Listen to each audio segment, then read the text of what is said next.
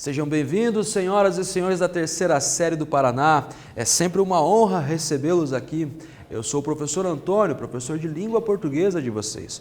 Hoje estamos eu e o professor Natan dirigindo essa aula que vai mergulhar no universo da epístola, da carta, né? Então a gente vai ler e interpretar uma carta pessoal, reconhecendo sua estrutura específica e os elementos que a constituem. Num segundo movimento, nós vamos reconhecer a diferença entre carta, cartão e cartão postal e suas características. E, finalmente, vamos incentivar a produção de uma carta pessoal pelo aplicativo Redação Paraná. Então, vamos juntos. Algumas perguntas norteadoras para vocês começarem a repensar esse gênero do discurso, né? Em quais situações você costuma receber ou enviar cartas? Quais os tipos de cartas que você conhece? Qual a finalidade de um cartão, né? Observem à direita, na nossa iconografia, é a fotografia de uma das cartas mais importantes da história desse país, né? A carta do achamento do Brasil, a carta de Pero Vaz de Caminha. Pois bem, nós temos aqui um exemplo, vamos ler esse texto juntos e tentar reconhecer os elementos constituintes desse gênero do discurso. Observem, Josué, faz muito tempo que não mando carta para ninguém. Você tem razão, seu pai ainda vai voltar e com certeza ele é tudo aquilo que você diz que ele é. Eu me lembro do meu pai, me levando na locomotiva que ele dirigia. Ele me deixou, uma menininha, dar o apito de trem a viagem toda.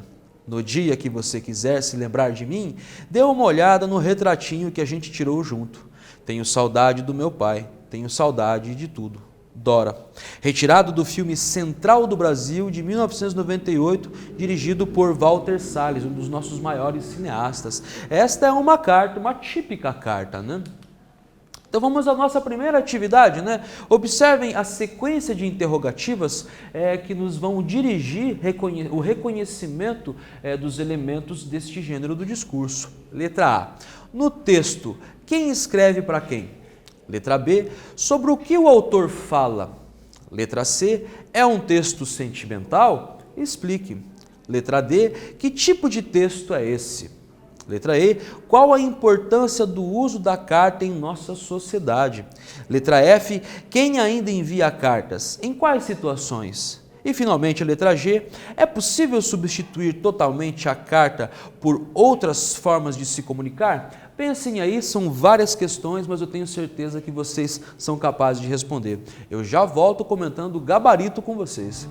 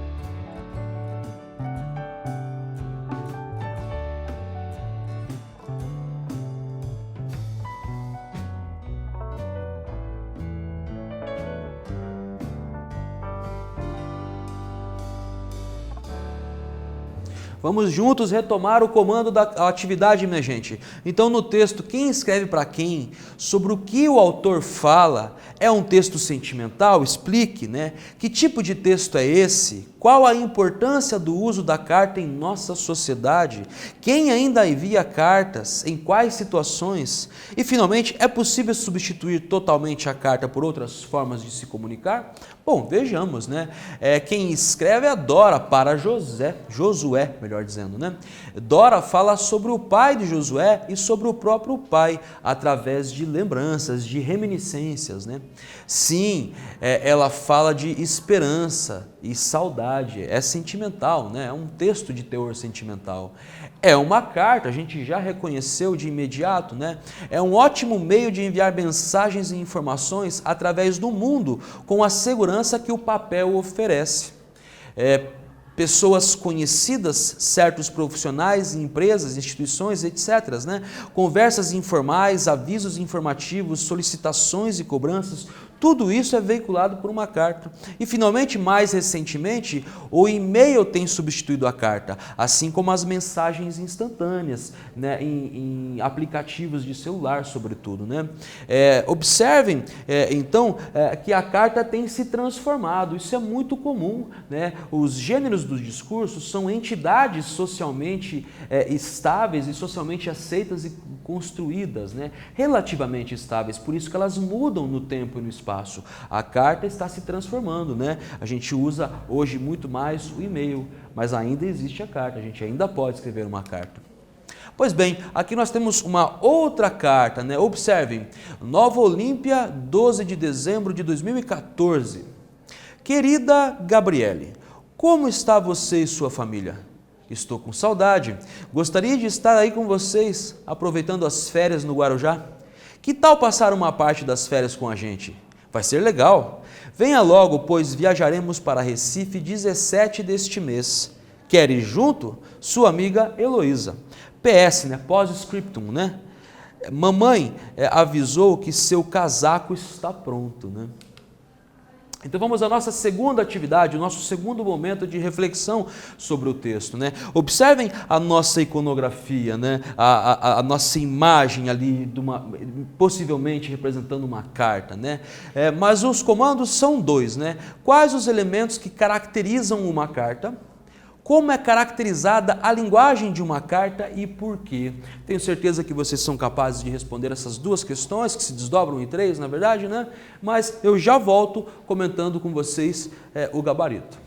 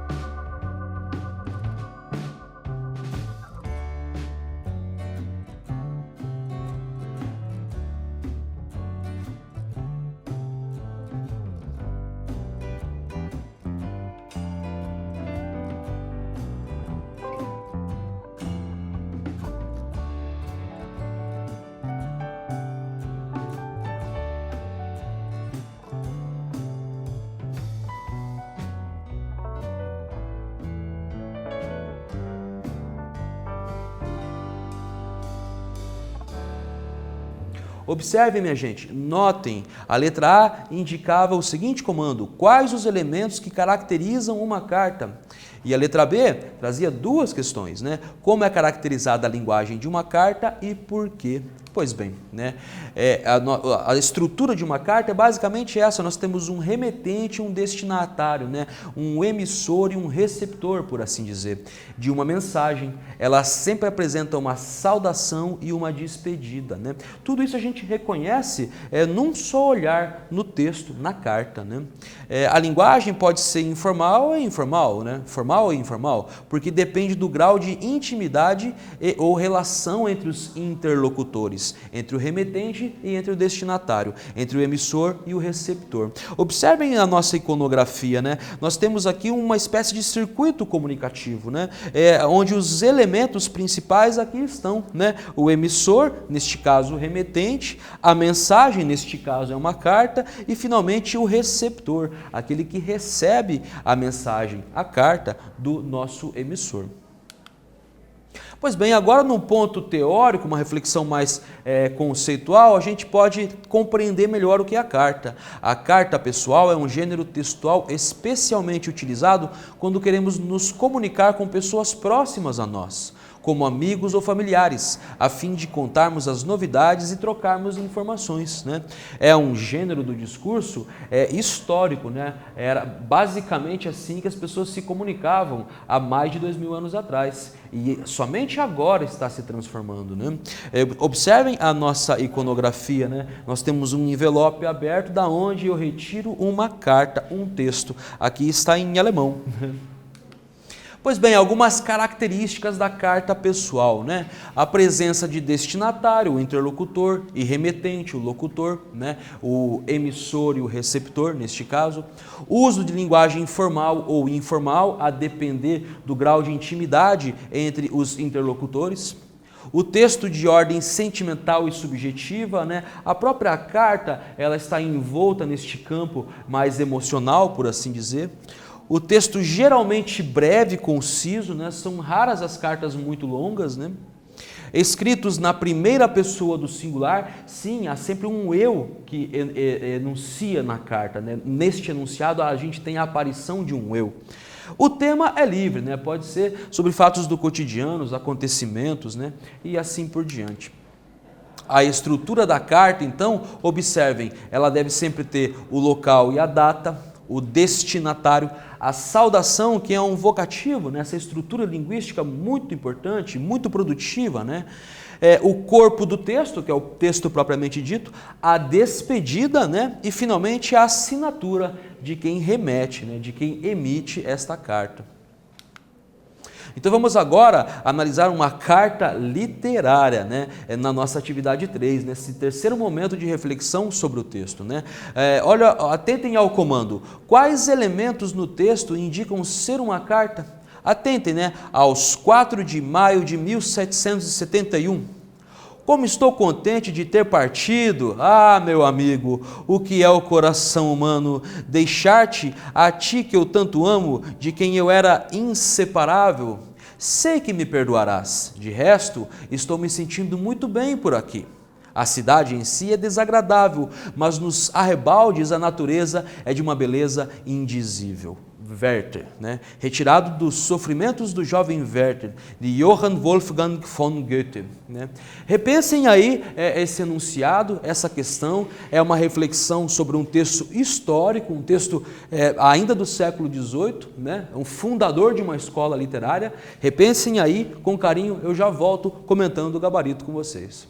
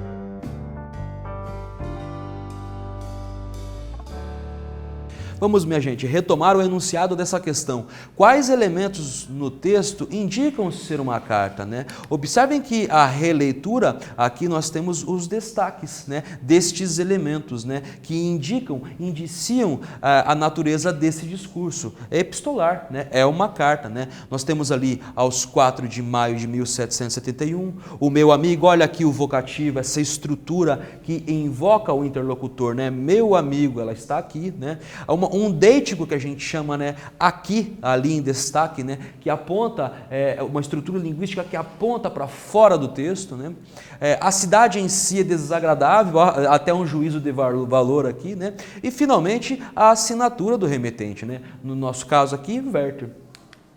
Pois bem, agora vamos deixar um pouco de lado a carta e vamos reconhecer o cartão e a sua estrutura linguística, né? Observem como na nossa iconografia, como o cartão é bonito, ele é colorido, ele tem um apelo visual, ele tem inclusive um texto não verbal de fundo, né? E complementado com o texto verbal, que diz: Joana, chegou o dia tão esperado, o de comemorar mais um ano de sua vida, né? Parabéns e muitas felicidades, Pedrinho. Pois bem, vamos agora repensar um pouco mais sobre este gênero, né? Para que se usa cartões, né? Em que situações se envia ou recebe um cartão? Quais as características deste tipo de texto e, finalmente, quais informações devem constar além do texto? Repensem aí, vocês vão voltar na imagem do nosso cartão e vão responder, e eu já volto comentando o gabarito com vocês.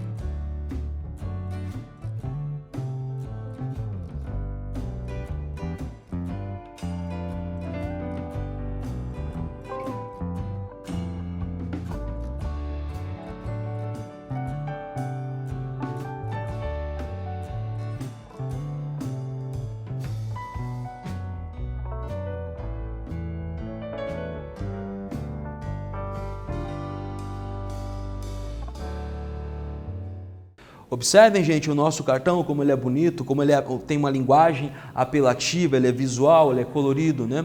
Além de misturar o gênero, o discurso verbal e o discurso não verbal, né? Pois bem, aqui nós temos os comandos, né? Para que se usa cartões, em que situações se envia ou recebe um cartão, quais as características deste tipo de texto e quais informações devem constar além do texto. Pois bem, para manifestar algum sentimento, como agradecimentos ou congratulações, né? A gente usa com essa finalidade o cartão. Aniversários, datas comemorativas e ocasiões especiais são as situações em que a gente envia e troca cartões, né? Um texto bem curto expressando o sentimento desejado. Uma das marcas linguísticas deste discurso é a concisão, é um discurso breve, né? Bastante conciso. E, finalmente, ele sempre tem um remetente, um destinatário e a data. Como eu disse, né, os gêneros do discurso são entidades relativamente estáveis. Então, algumas têm data, outras não. Bom, o cartão é um gênero textual para enviar mensagens curtas e sentimentais, normalmente em ocasiões especiais e datas comemorativas. Comumente é ilustrado unindo a linguagem verbal e não verbal, né? E nós usamos muito em aniversários, né? Vocês conhecem esse impresso, né? Está em vias de extinção, mas eu sei que vocês reconhecem, né? Então a atividade nossa agora vai se debruçar sobre justamente este impresso, né? Para que serve um cartão postal? Que informação normalmente ele traz em sua frente, em que linguagem e finalmente quais as informações no verso, né? Repensem aí, relembrem se vocês já tiveram em mãos um cartão postal, respondam, eu já volto com vocês comentando o nosso gabarito.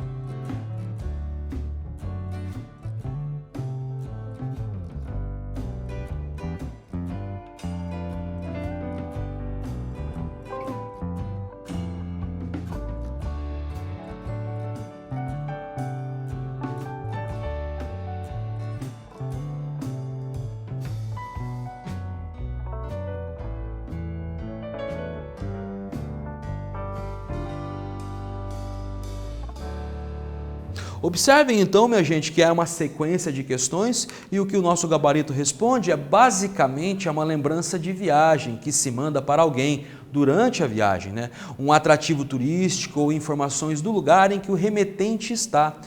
A linguagem não verbal, a maioria das vezes, é o verso, né, do cartão postal.